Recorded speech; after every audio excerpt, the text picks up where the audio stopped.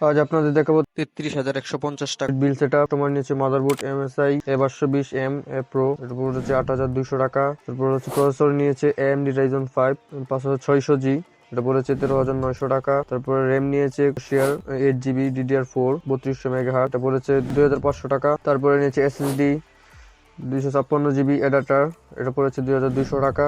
তারপর হচ্ছে একটা হার্ড ডিস্ক নিয়েছে 500GB, এটা পড়েছে 1300 টাকা। পাওয়ার সাপ্লাই গিগাবাইট 450 ওয়াট, এটা পড়েছে 3550 টাকা। তারপরে নিয়েছে কেসিং এক্সট্রিম 9 to 8 RD, এটা পড়েছে 1500 টাকা।